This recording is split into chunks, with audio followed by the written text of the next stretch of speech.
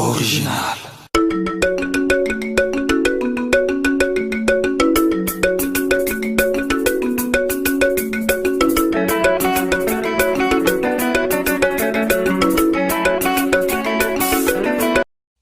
Frères et sœurs congolais, lorsque je suis arrivé au pouvoir, le pays était dans une situation de crise.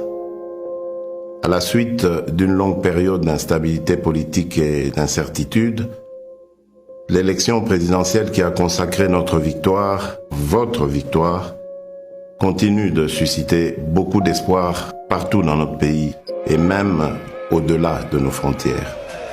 Le jour de mon investiture, je vous ai bien entendu me rappeler « Félix, Papa Lobaki, le peuple d'abord ».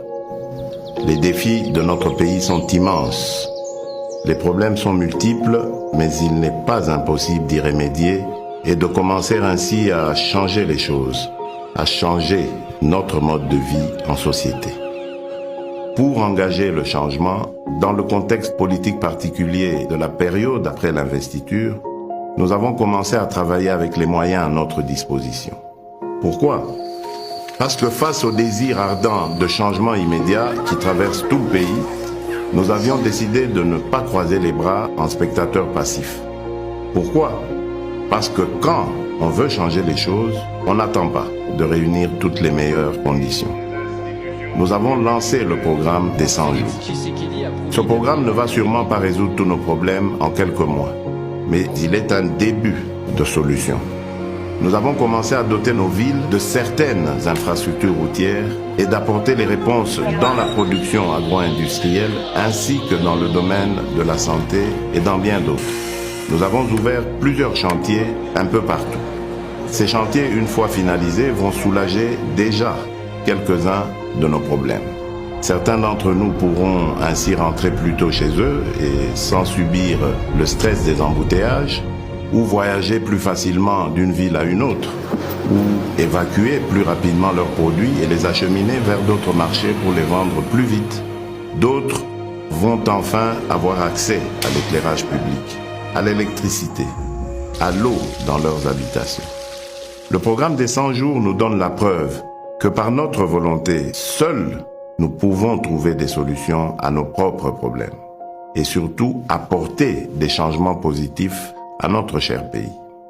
Le grand changement que nous attendons, le changement que vous souhaitez, ne sera possible que si chacun de nous tous, Congolaises et Congolais, adopte la même attitude responsable face aux problèmes et défis qui sont les siens, qui sont les nôtres.